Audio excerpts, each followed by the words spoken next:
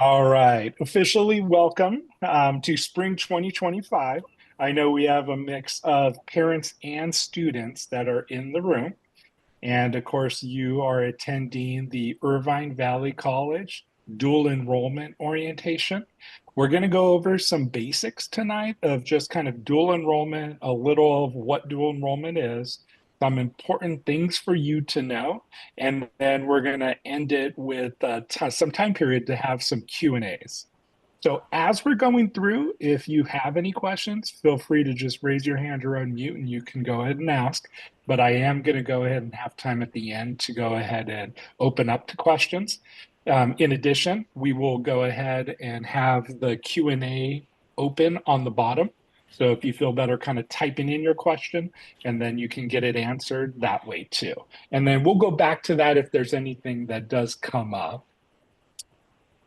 So I'm going to share my screen here. So my name is Robert Melendez. I am a counselor here at Irvine Valley College, and I am one of the main dual enrollment counselors. I've been doing dual enrollment here at IVC for probably about the last 11 years or so, in a couple of different roles, but specifically with what we call CCAP, CCAP, and we'll discuss a little bit more about what that specifically means, but also with what is also called general dual enrollment.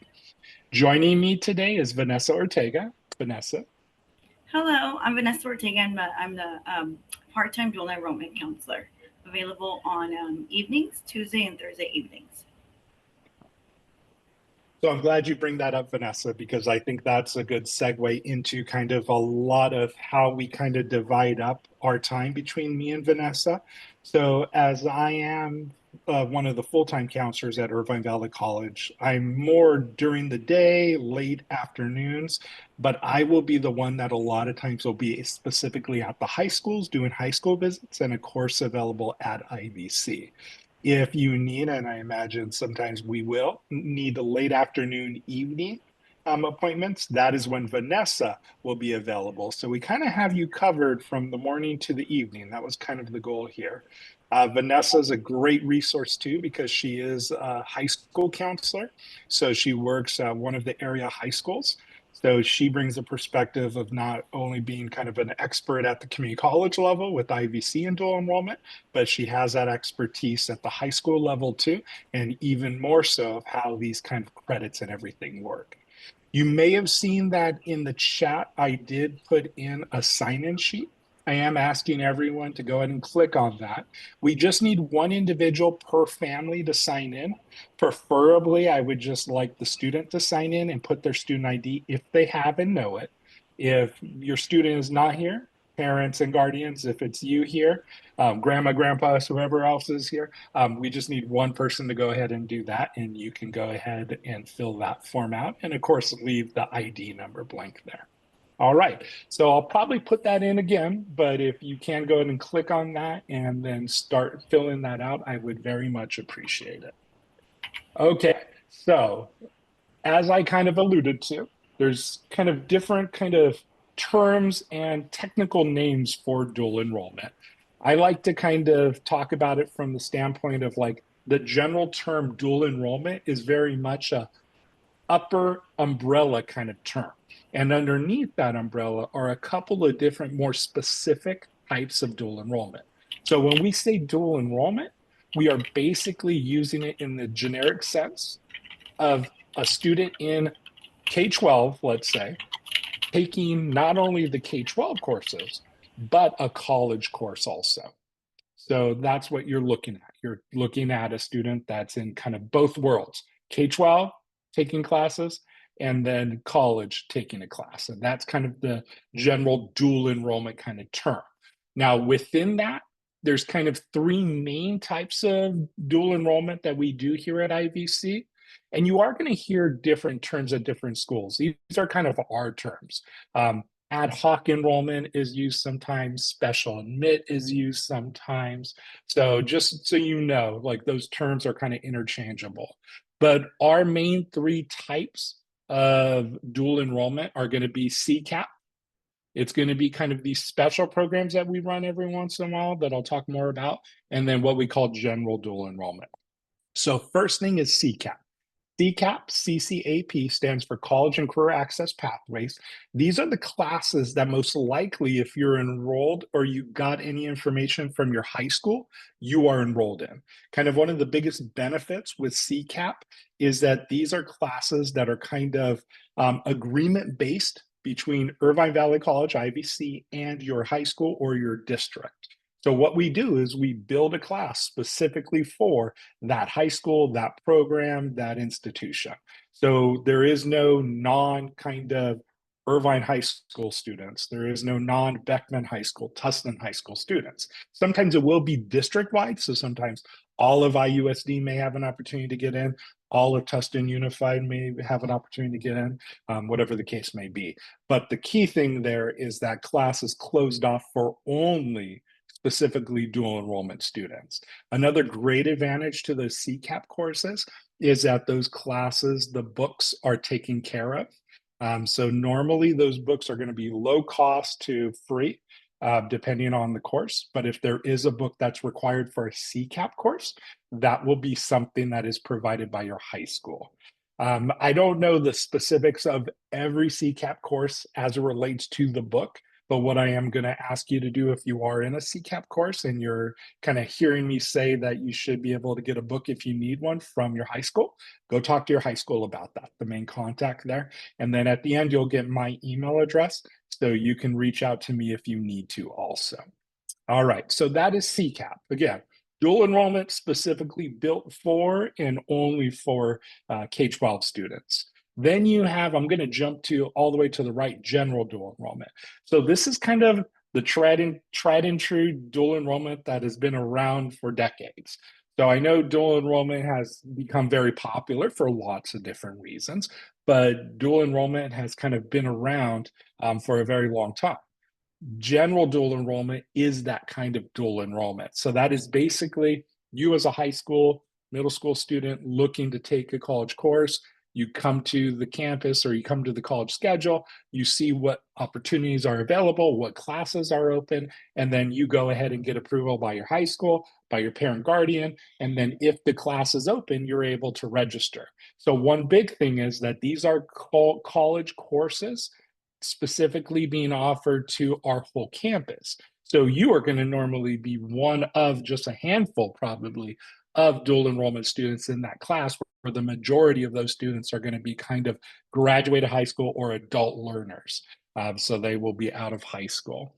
So there is some other kind of nuanced differences between CCAP and general dual enrollment, but definitely general dual enrollment is where you're going to find the most kind of flexibility in class options, because there's going to be a lot of different modalities, way in which the class is taught, and there's also going to be a lot of options. CCAP, because it's kind of a agreement-based kind of class and program, usually there's going to be maybe 2 to 5 classes per high school or area. So you are going to maybe have a little bit less kind of selection there. So you get some of those benefits of those CCAP courses. The only thing is that there's a little bit less selection and options for you. So if you are looking for more of those kind of unique, different types of courses, it's probably going to be general dual enrollment. And then the last one are kind of special programs that we run every once in a while. With IUSD, we do a summer academy. So if you're a part of IUSD and you're a ninth grader or higher, you probably got last summer, last school year, some information about this. We normally offer anywhere from about 5 to 7 classes in the summer. And again, it's only for IUSD students. You're able to come in, take the course, and some are on campus, some are online. And then we also have other things like early college. Early college, for the last about 18 years has only been at Beckman High School. I will kind of let a little bit of a cat out of the bag here, but we are starting an IUSD early college program, and that will go active for fall of 2025. So there's a lot of information that's going to be kind of trickling out within probably the next month or so for IUSD and for anyone that would want to participate in that early college program. All right, perfect. So I'm going to move on here. So a lot of time, one of the first questions I get asked, and Vanessa, I know probably gets asked this question all the time, is like, how do these courses count? If I take a CCAP course, if I take any type of dual enrollment course, how does this credit count for me? How does it work for me? So I always kind of use the analogy of you're putting like water in buckets here. So if you think of like the credits as like water you're putting into different buckets of types of credit, I would say there's kind of three main ones, and that's what you see here. You have high school credit from the standpoint of working towards and being on the high school transcript and counting for high school graduation requirements. Second bucket's going to be college credit. So you're talking about being on the Irvine Valley College IVC transcript, and that being something transcripted on a college transcript that you can then send to a university. And then the last one is kind of the bucket to meet admissions requirements. And kind of the most common admission requirements we always talk about are the UC and Cal State freshman admissions requirements. So those are kind of the three buckets that credits are going to kind of fall into. You're always going to get that college credit. College credit is automatic because you're taking an IVC college course. We are always going to have a transcript with that college course on our transcript. And that's important to know because you are getting a college transcript. And that college transcript follows you everywhere you go. So you do not want to take kind of lightly the fact that you're taking a college course because this is your first college course or, your second, third, fourth college course, depending on how many you've taken. So it's really important for us to remember that. It is 100% up to the high school to decide if they are going to use the college credit from IVC towards their high school requirement. More often than not, if it's a CCAP course, that will happen, but you still need to talk to your high school to make sure. So if we are trying to catch up on some credits for high school graduation, and that's one of the reasons why you're doing dual enrollment, I do encourage you to talk to your high school counselor just to make sure that they're going to accept that. So that's kind of that. And then the last one to go back to is the UC and CSU A through G requirements for freshman admissions. So those are kind of listed each A through G area, and college courses can count for a full year of those. So some are pretty easy, right? The language other than English, you take one of our Spanish, our sign language, you take our French class. Okay, we know it's falling into that bucket. You take a history class with us, you take a math course with us, an English course, all pretty straightforward. When you start getting to the college electives and things like that, we need to be careful that if you're trying to meet one of those years of requirements, that it will count.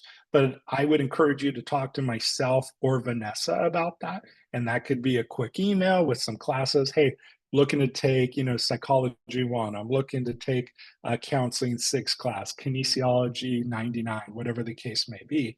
Will that count for UCCSU admissions requirements for A through G? And then we can kind of answer those questions for you. All right, so that's kind of where the credit's coming from or going to.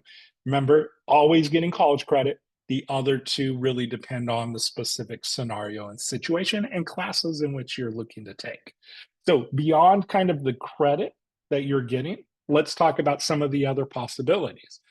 Number one, this is going to be a college class that you can use towards degrees in the future, whether that's at IVC or it's at the university. Also, if we're already racking up, instead of using credits, I'm going to start using the term units because units is usually more of kind of the terminology we would use for what you're getting credit for in college. So if you start racking up some of those units, then you're obviously lessening the number of classes and units you need for any degrees that you're going to get. So if we have less units and classes to do, that's less courses we're actually paying money for. Speaking of cost, kind of one of the other cool things with dual enrollment, this is any type of dual enrollment, is that the tuition or the fees for the class are waived. So any K-12 student taking a college course with us is going to have the tuition/fees waived for you. So a course that's normally $46 per unit, most courses are 3 units. So you're talking about roughly a little over $150. That fee is waived for you. So it's definitely a good way to rack up those units and do that at little to no cost. Remember, general dual enrollment, you do have to kind of cover the cost of books if that is something. The other thing, and this is where, like, when I start meeting with students a bit more, and kind of talking about what classes they want to take. What dual enrollment allows you to do is really kind of explore or get a head start a lot of times, not only with college classes, but even more importantly to me, your major. Because as great as APs are, as great as kind of the high school courses are that you have the opportunity to take, those are going to be a bit limited from what is a part of the curriculum at your specific school. At IVC, we have hundreds of courses. You look at psychology, we have about 12 different types of psychology courses. You look at math, we have, 5 different advanced maths beyond calculus 1, intro to calculus. If you look at literature, we have upwards of 10 different literature courses, right? So we have a wide variety of courses, engineering, biology, all those different things. So it gives you an opportunity as a student to explore different kind of potential majors and careers, but also to get going with those requirements now while you're in high school, if you do know what you want to do. So if you're a STEM major, you're looking to be engineering, we can start knocking out some of those engineering requirements now. So that way, when you get to the university, you can have those kind of completed and done.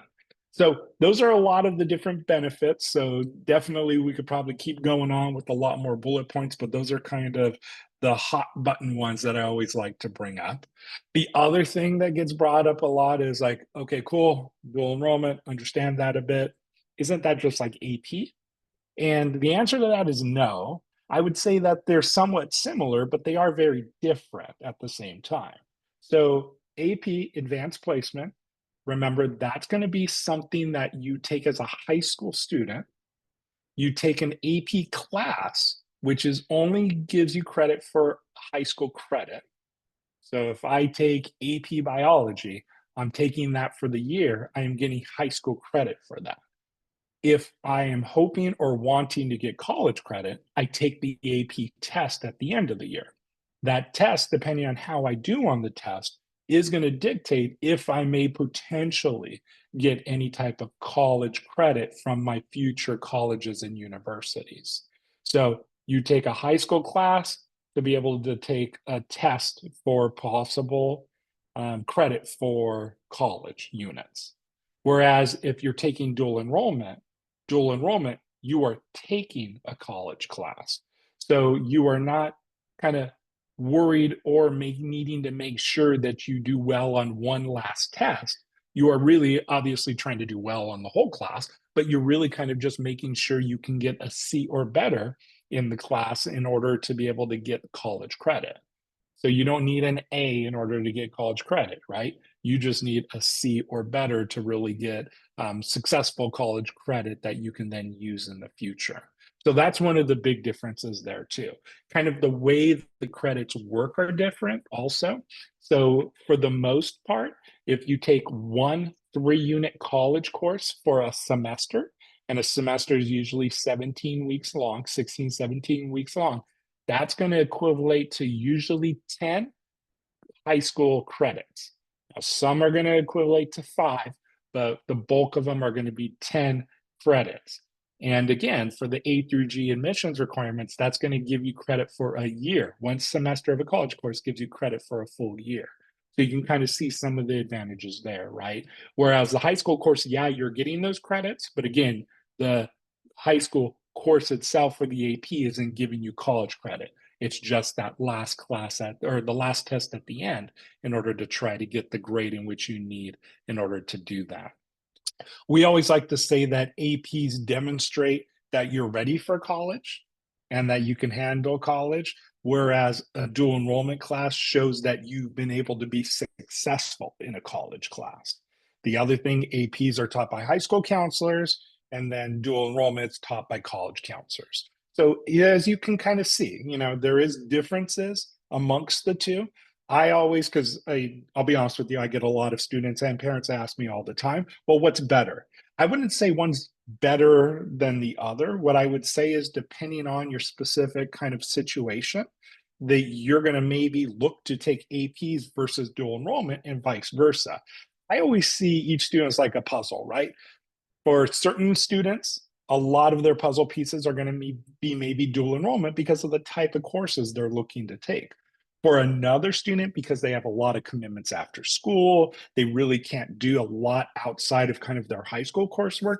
Maybe then those students, the best option for us is going to be those AP classes and a lot of AP um, puzzle pieces to their overall puzzle. So again, I think the best approach is to kind of look and take a mix of the two, and really kind of depending on your specific situation and what your goal is, you look from there on what you want to do and which ones may work better for you.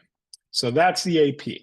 Now, let's start talking about what to expect. So we talked a lot already about kind of the benefits, types of dual enrollment, but I do want to kind of make sure we talk a little bit about the idea that you are taking a college course, and with that, there are some big expectations. Number one, again, I keep saying college course, it's a college course. So the rigor is going to be that of college level.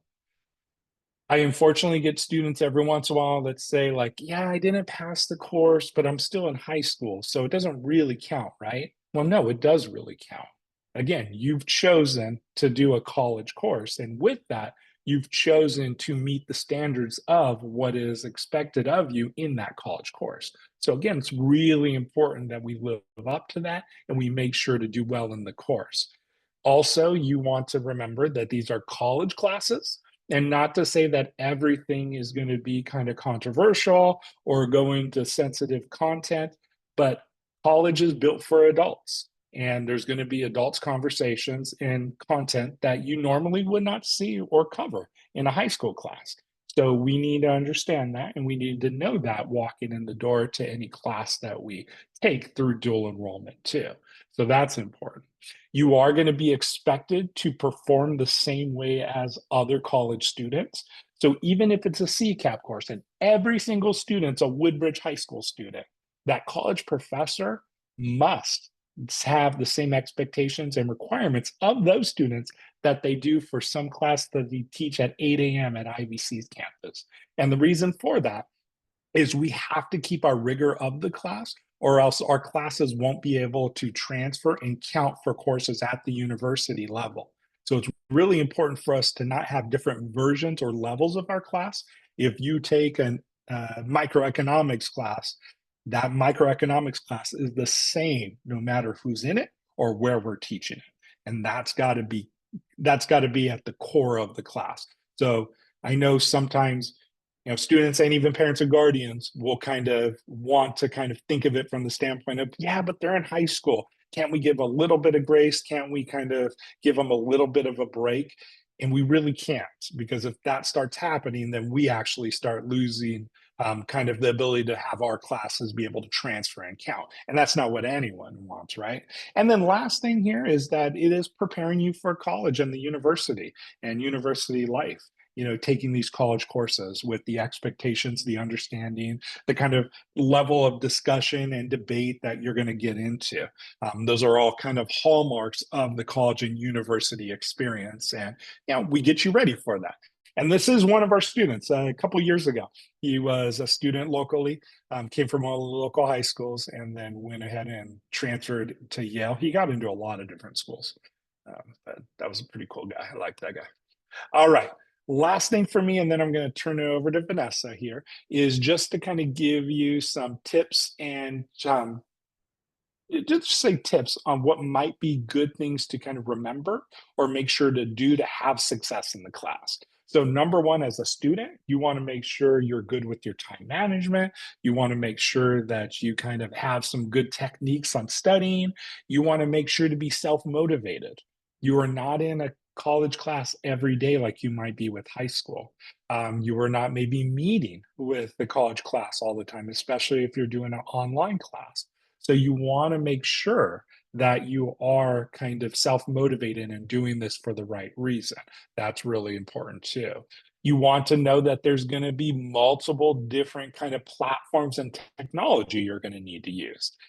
So you might have Aries at high school, whereas you have a system called MySite at IVC. You might have Canvas at IVC, and you might have a different kind of system at your high school. So you're going to need to know those logins. You're going to need to know how to navigate those two different worlds to be successful too. With that, I always like to kind of end this slide by really kind of focusing on the fact that you are dual enrolled, and there are huge benefits to that from the standpoint of support and services we have.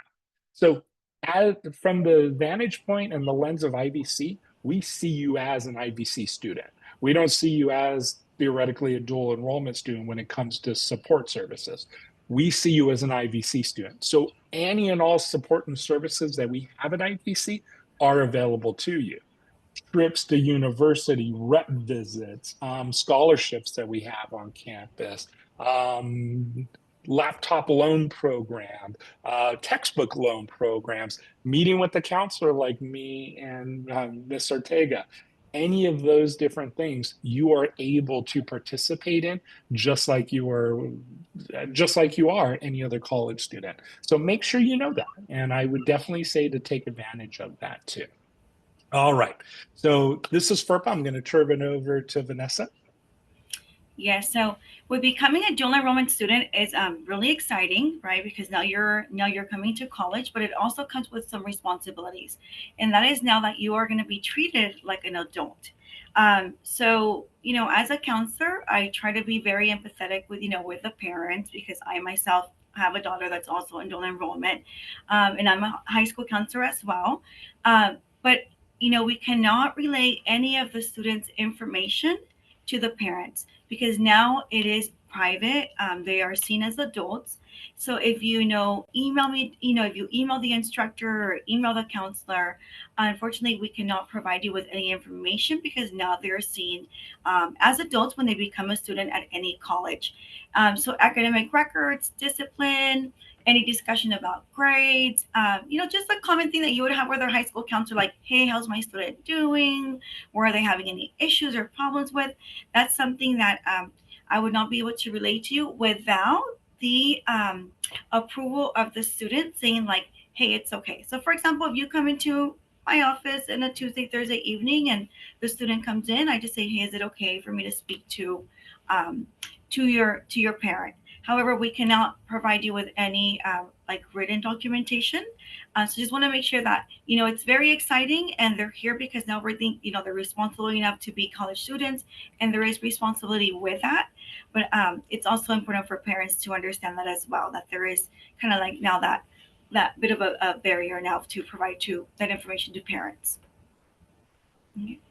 Um, so we, as I mentioned previously, instructors may only work directly with the students. So if you send an email, they're going to say, thank you for your email. However, I cannot disclose any information to you.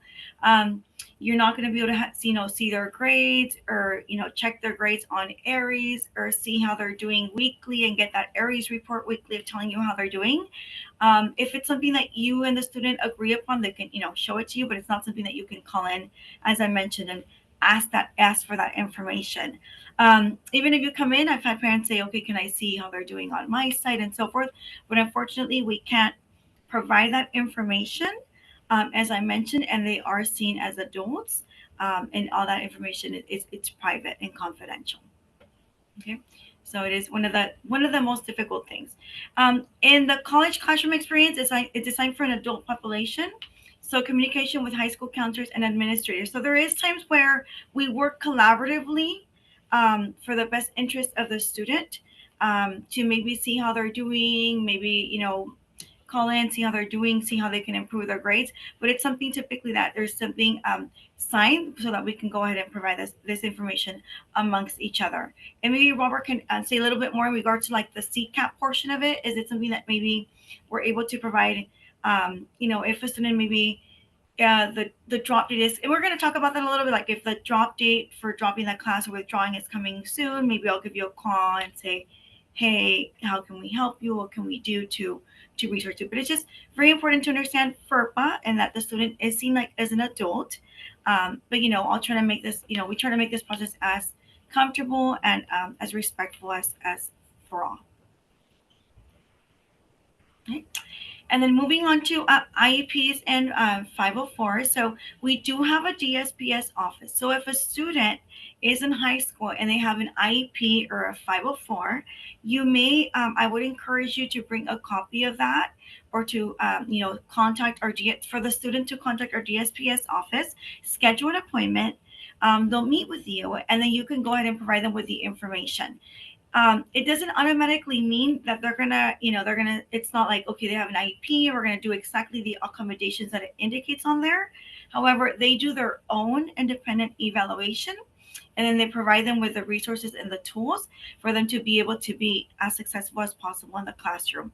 Like I said, it's not exactly like it is in high school, but it is something that I would encourage for the student to call, schedule an appointment, meet with a DSPS counselor, and there's a lot of different items that we can utilize to help them, as in like they offer like tutor, like a tutor to go into the classroom to take notes, or a recording pen. So all of that is definitely available, and I encourage you to inquire about. Thank you. Um, and then, like as I mentioned, you can definitely, if you have that, we encourage you to bring it in. But they will complete their own individual assessment.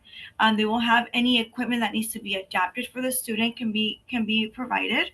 Um, any alternative educational materials, counseling, advising, especially specifically for students that are part of the DSPS program. So it's great because now you belong to a smaller program where they're going to provide you with more support and guidance. Extended academic tutoring, note taking. When it's time for like finals, they might provide us an area for you to be able to take that. Test proctoring. So it's something that I definitely encourage all students to take advantage of. And as I mentioned, call in. We can meet with you. Walk you to their office, whatever it is that you need, so that we can support you. I'll take care of this. So what I want to do is kind of show a couple of different things. And thank you for that, Vanessa. You're Appreciate it. welcome. So this is where kind of it's straddling those two different worlds of high school and college now again, right? A lot of times then where I think me and Vanessa have seen some students struggle is not kind of fully understanding the difference, and even understanding that there are two different sets of deadlines for when and how you can kind of drop, add, enroll in classes, everything like that. So one of the best places to see all the important dates are going to be on the IVC class schedule. So I'm going to scroll over here. Nope. Let's see. There we go. So if we go to the class schedule, and honestly, one of the best ways to do it, IVC class schedule, Google it just like everyone else in the world.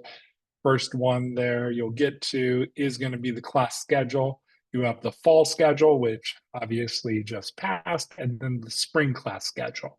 When you click on the spring class schedule, you'll go to this page here, and you'll know you're in the right one because it gives you the indication up here on the top left. So depending on the class you're taking, I talked about a microeconomics class earlier, right? We can click on economics. We would see here is the microeconomics class. 3 units gives you a lot of information about the class. More importantly, if you scroll down and let's say you're taking the online class and this is the ticket number that you enrolled and signed into, then you would want to go over here to details. And if you click on details, it will actually give you all the important dates for the class.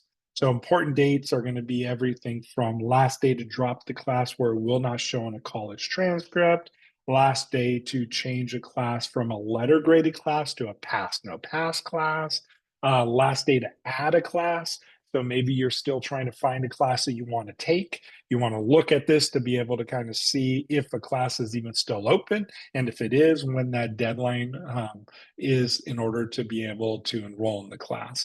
And then probably most importantly, when that last day of the class is here too. So that way you have a better idea if you have other things going on with high school, or as we kind of bump up into the summer, if you're going to be taking off, you have a better idea how that's going to work.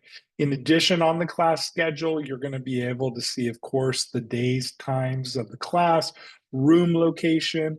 If it's online, it's going to give the online indicators here with kind of how many hours a week of instruction normally is going to happen. Obviously, that's going to be online and it's done through Canvas, but that info's there. If you want to see the book information, you would click on books. It will go ahead and load the bookstore page, and you will see the specific ticket number for the class that we were looking at here.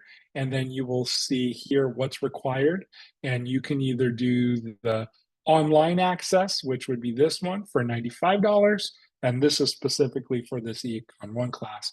Or you can do the loose leaf, which is more of the hard copy for 120. And at least for this one, does not look like it has a used option. Okay. So that's important to kind of look at and to know.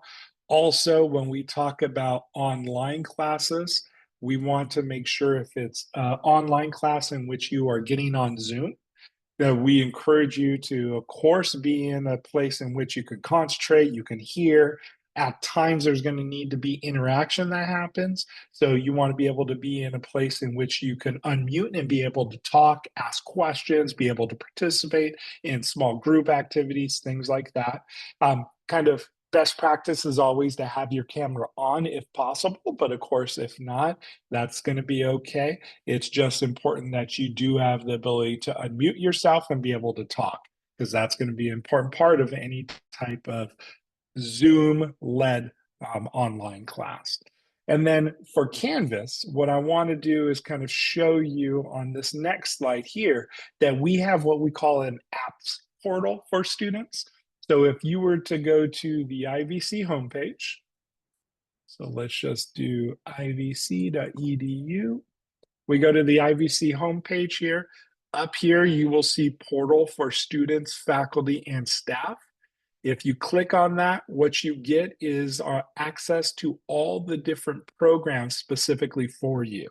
As a student, you will actually not have as many as you see here. I'm logged in, obviously, as myself, so I have a lot more items as they relate to faculty and more of an employee of the school and the district.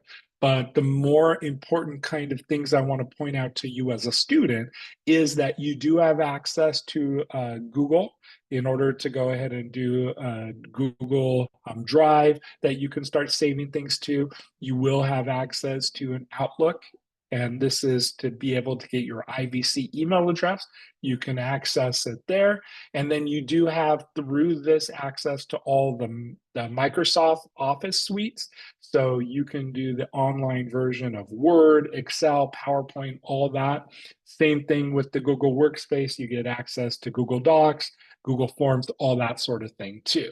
And then probably one of the most important things is going to be this IVC student canvas. So if I click on it, it's again going to kind of load my canvas, but we can look at it here. Oh, so that's actually probably not a good one to show. Let me just show mine. I'm not a student, so it doesn't load anything, but you can imagine when you come in, any class in which you're enrolled in will have a tile. This tile is the class itself. So when you click into the class, you will be able to see all the content of the course. This is actually my fall class I was teaching.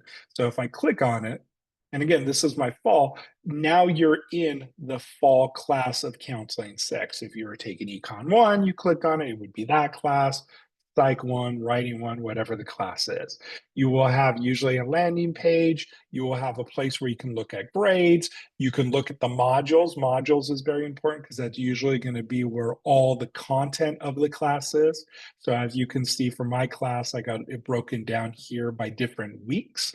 And of course, when that week is kind of active, you go here to find all the content, and then you will have all the assignments for that week there too.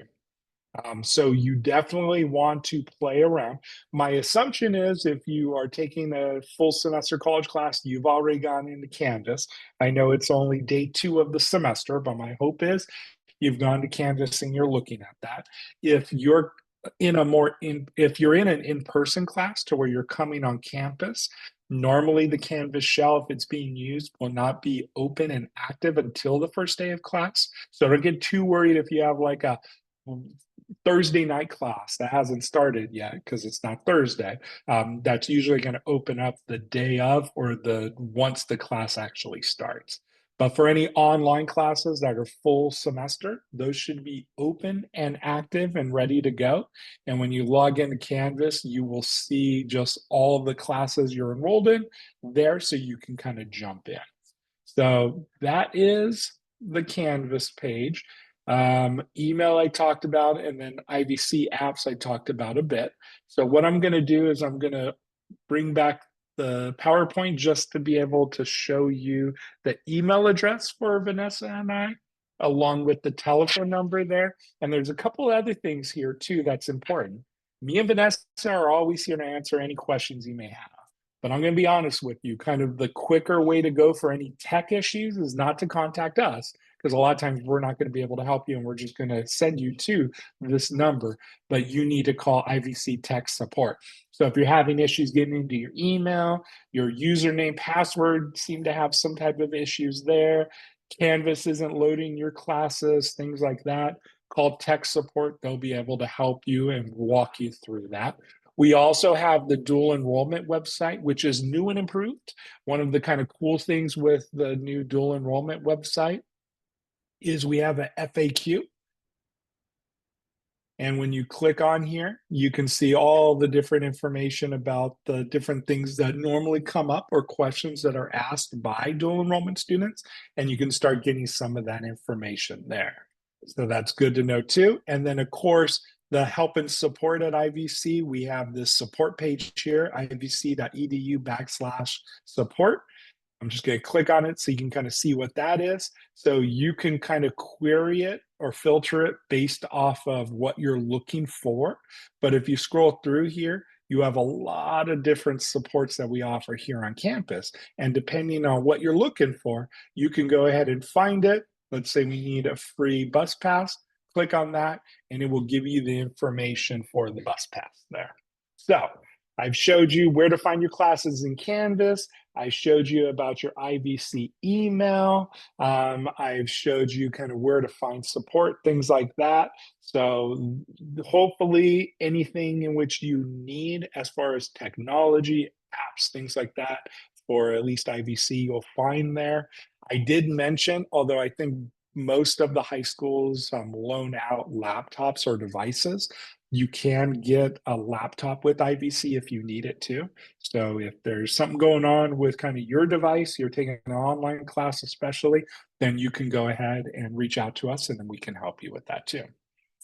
All right. Vanessa, I don't know if you're answering this one question, but I'll just go ahead and answer it live if you're cool with that. Okay.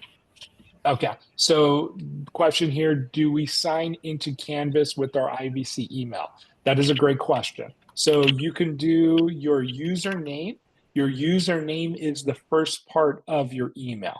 So when you look at my email address, it's rmelendez@ivc.edu.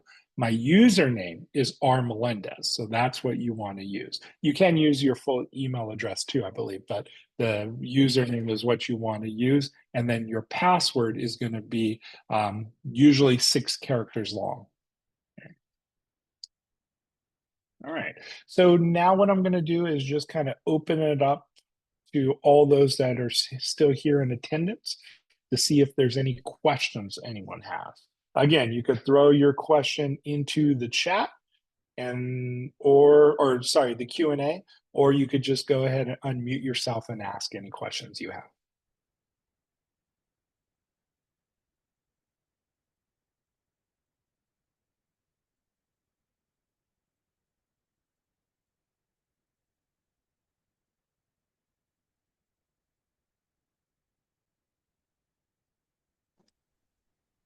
Hi, I have a question. My son is a junior at Beckman High School, and he has a dual enrollment class that's online, but I'm being told that this class is weighted, and it's a dance class. Is this true, or do you have dance classes being weighted as, or no? When you say weighted, are you more referring to like the high school transcript? Yes. I'm assuming, yeah. Okay. So IVC doesn't really control at all the kind of putting of the college credit on the high school transcript. I will tell you that Beckman will put up to, and I'm trying to remember off the top of my head, I think they will put up to 3 classes. It might be 5, sorry. Double check with your high school, but up to 3 or 5 classes onto the high school transcript. The bulk of those are going to be able to be weighted just like an honors class or an AP class. There are some kind of activity classes, let's say, that they will not weight, but normally any type of lecture-based college course, they are going to weight. But to get the final answer on that, again, because that is a high school transcript, you want to ask your high school counselor. I will say, though, the bulk of college courses also gets weighted on the UC and Cal State application for students when they put that in. Thank you. Yeah, no problem. That was a great question. And then I just threw into the chat there the IVCDE website. I'm also going to throw in the email address for K-12, and that's going to be something that is going to go to Vanessa and I if you have questions. All right, other questions?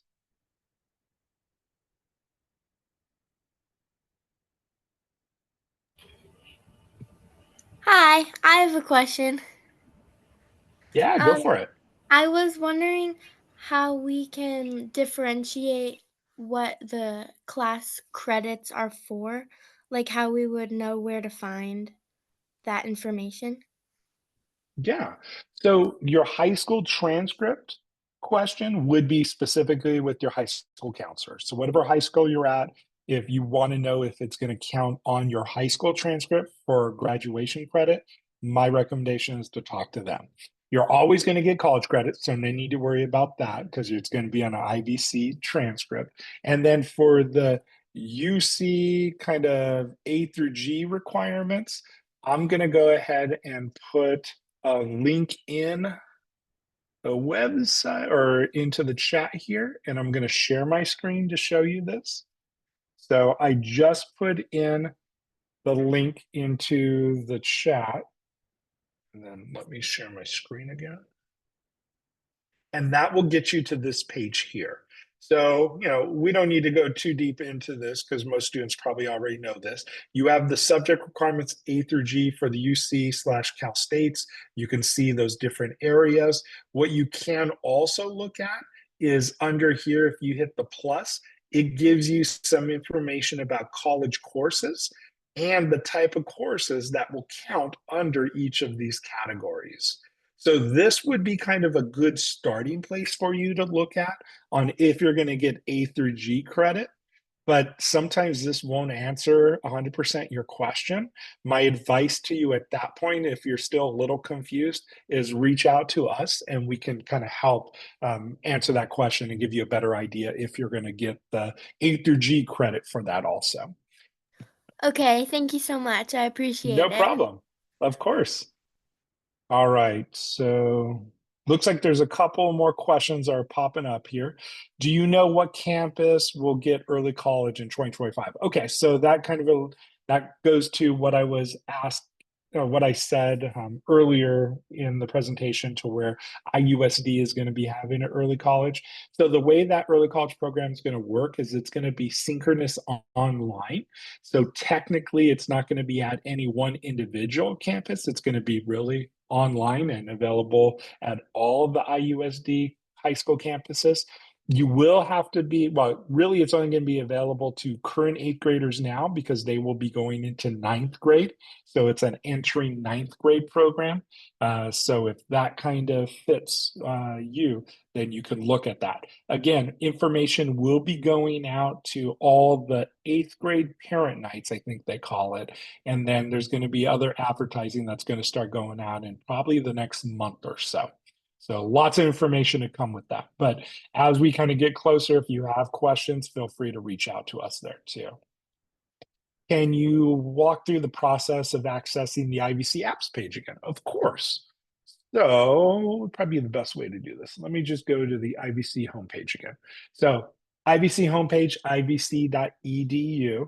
So when you go here on the top right, you're going to see portal for students, faculty, and staff. So I'm talking about this one area right here. Click on that. It will take you to our application portal.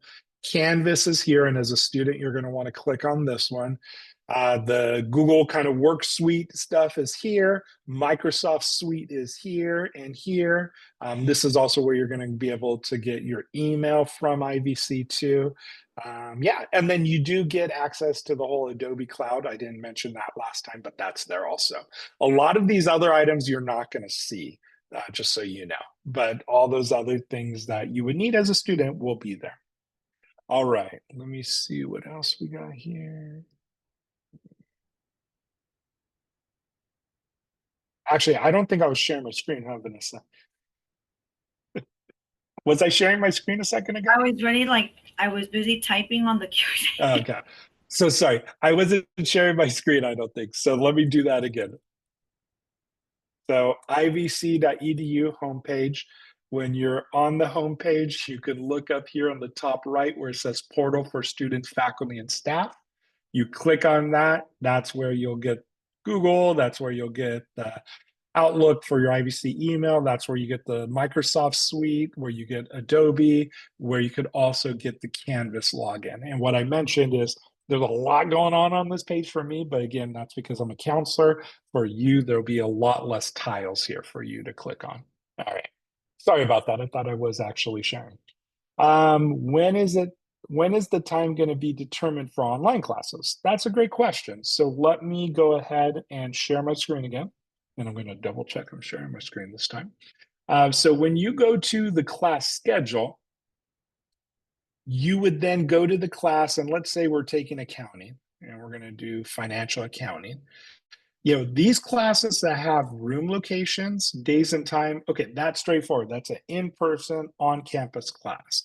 When you start going down and you start seeing online, if you see online for the day, and you see online for the location, that means that there is not going to be any specific time period in which you are getting online to do the class. So there is no Zoom sessions, anything like that. Now, if you see online for location, but you see that this says Monday and it gives a time, and I don't even know if we're going to have a good example of that here. Okay, this is actually a good example here because it's a blended class, is what we call hybrid. So let's imagine this is all that was showing, this first line here, Monday, 9:30, 11:45 online. If that's what was showing, that means that the class is online and you need to be Mondays from 9:30 to 11:45 a.m. on some type of online platform, and most likely it's going to be Zoom. But what would happen is the instructor will let you know and give you access to that Zoom session so you know when that is. Okay. So, but if it actually just says the online for day, online for location, there is no specific kind of meeting times. The way that class runs is like I was showing you a little while ago with my own class, there's going to be kind of weekly kind of releases of material. And then you just have to make sure to do those assignments within the time period that's required for the class, meaning the due dates for each of the assignments. Instructors are always available. You can email them. A lot of instructors, even if it's a fully online class, they will have time periods set up in order for you to kind of drop in and ask questions too. All right. And then let me see. Oh, see, there are one question here. I was asking about the date, not the time. Oh, okay. I received an email that IVC class has already started, but I wasn't sure. Okay, so let me actually show you how to find that too. Okay, so when you're in the classes, again, like we're taking accounting 1A, financial accounting, here it will tell you full term 113 to 521. Any of these classes under here all have that date period. Then you have another one, 127 to 521. So that starts a week later. That class is meeting from that time period. You can also click on details. Details will give you first week of class, first day, and the last day of class there too. Now, if it's a fully online class, what we call asynchronous, no specific meeting times, the first day of class, the Canvas shell should open. So you should have access to it if the class has already started. Hopefully that answers your question there. All right. Any last questions before we close the session tonight?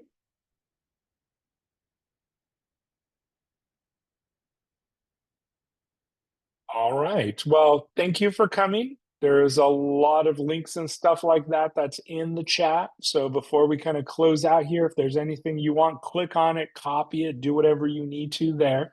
But at the very least, you now know Counselor Ortega, you have myself, Robert Melendez. If you have any questions, just go ahead and call the counseling office. You can ask to meet with us for an appointment. You can always email us if you have questions that you'd like to get answered, and we are here to help you. So good luck, everyone, with the semester, and take care. Good night.